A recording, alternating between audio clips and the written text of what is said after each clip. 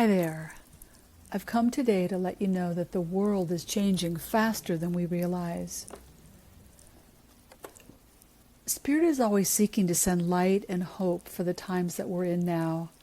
Last week, I received a very touching response in return. I'd like to share it with you now, along with Spirit's response. She wrote, "These posts are always a breath of fresh air, and although I believe what the guides are saying and feel held by Spirit, I look out on a world in crisis. Our democracies around the world, including our own, are being taken over by authoritarianism. Ecosystems are starting to collapse. Pollution has affected our oceans, air, and water supplies. We are in a mass extinction. Shootings are on the rise. The fossil fuel companies still have a stranglehold on our governments, and our civility is crumbling. It would be really helpful to hear from the guides how to hold this contrast to what they're saying. How long is the global transformation going to take? How many will have to die in the process? Will I live to see the age of peace when all this is turned around? How will the earth recover? How do I hold all that I see and experience in this moment as the darkness intensifies?" I was guided to offer this response. Thank you so much for asking these very important questions. It is indeed a time of accelerated breakdown leading toward what we will come to see as an ultimate breakthrough. In our love notes, we've been speaking about individual experience and evolution, and we are grateful for the opportunity to address the larger world through your question. First, know that you are indeed always held in love, that you are cherished, and that you are dear beyond words. Forever it shall be. And now to your question. The earth and all of its established systems are undergoing profound change. As you are noting, there is widespread dissolution taking place, as it was deemed on the highest levels many years ago that a gradual metamorphosis would not be feasible. What's happening now is the breakdown that has been predicted for many years. This breakdown will continue to take place for some time. You may have noticed the increase in human conflicts and severe weather like tornadoes, floodings, and fires. In recent years, we've even heard about the visitation of locusts of biblical proportions. So much devastation is taking place, and on such epic levels. There has never been anything like it in our lifetimes.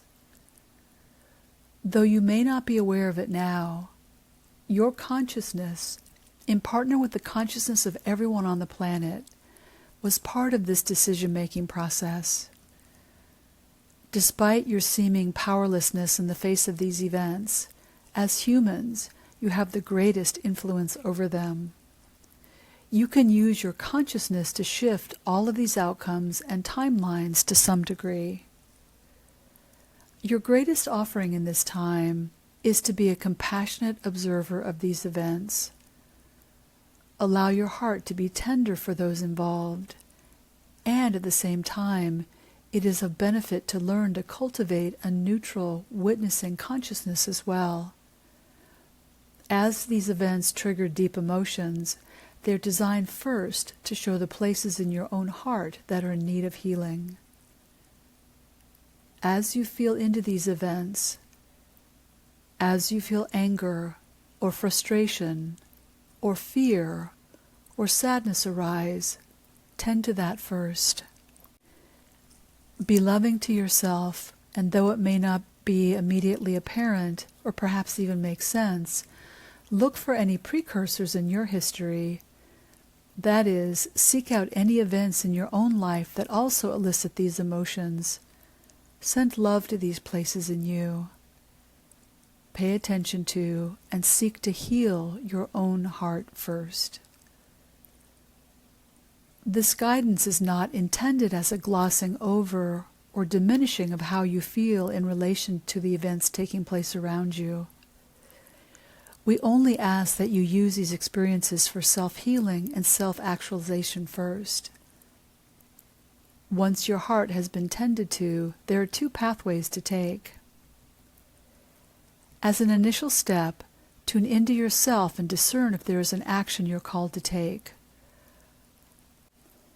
Offer your services, lead a movement, or send money to support people already working on the ground.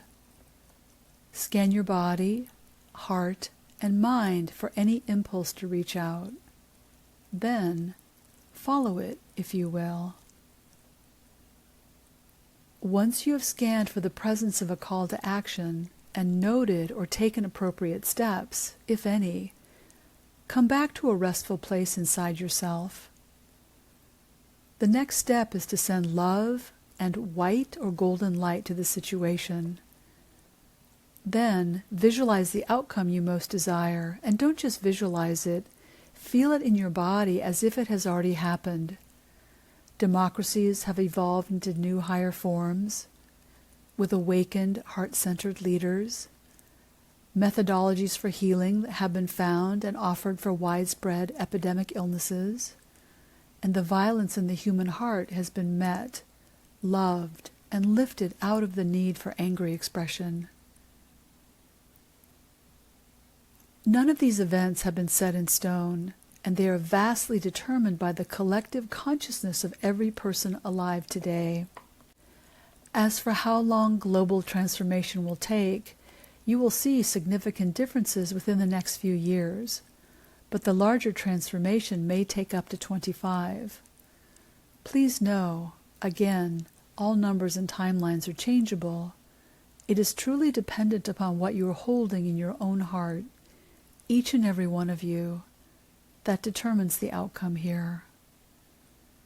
The more you cleanse and heal and uplift your own heart, the more you take appropriate action, and the more you radiate goodness and wholeness and love, the direct impact is real and immediate and beyond that of which you can be consciously aware.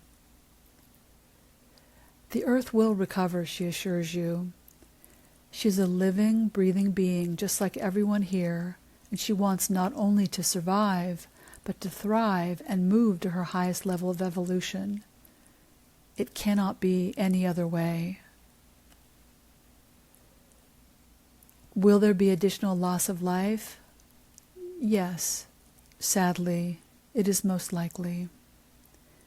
Will there be continued pollution and shifts in the ecosystem of the world as we know it? Yes, unfortunately so. And yes, to all of the other critical issues you mention. And yet, we say again, where you end up will be far beyond anything you can imagine now. Thank you so much for this letter and for the opportunity it provided for us to respond. When we say you will have heaven on earth, we mean it. Let us end this love note by saying, together, let's have the next weeks be the start of something beautiful, for yourselves first and for everyone else on earth, including the earth herself as well.